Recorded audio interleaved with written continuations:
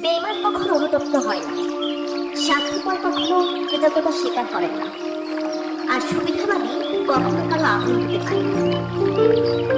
সমাজে এখন সত্যি কথা বলাটা যেন অপরাধ হয়ে গেছে।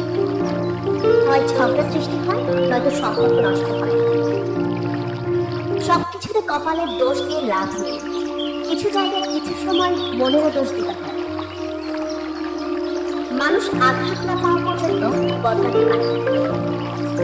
যে যত বেশি আঘাত পায় সে তত বেশি বদলায়। মানুষের পতন সেই সময় থেকে শুরু হয়ে যায় যখন সে আপন মানুষকে হারানোর জন্য পর মানুষের পরামর্শ নেয়। খুব সহজে মনের কথা বলে ফেলা মানুষগুলো আর যাই হোক, অন্যের ক্ষতি চিন্তা কখনোই করতে পারে না।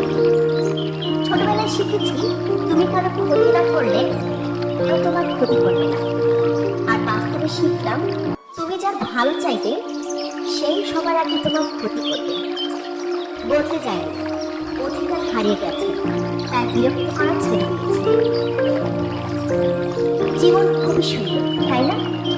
তুমি কিছুই নিয়ে আসো, তোমার ভাগ্যে কি আছে কিছুই জানো না। তারপর তুমি সবকিছুর জন্য লড়াই করো, তারপর কিছু না নিয়ে দুনিয়া ছেড়ে চলে যাও। টাকা আর সম্মান এক নয়, টাকা তো বিক্রি করে পাওয়া যায়, কিন্তু সম্মান সেটা তো কর্ম, ব্যবহার আর চরিত্রের মাধ্যমে অর্জন করতে পারে।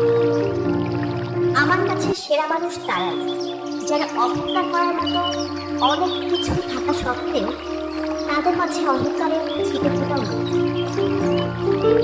আপনার স্থানে যখন অন্য কেউ চলে আসবে, তখনই আপনাকে সেই স্থান থেকে বিয়োগ করা হবে, হয়তো কৌশলে, নয়তো অজুহাতে।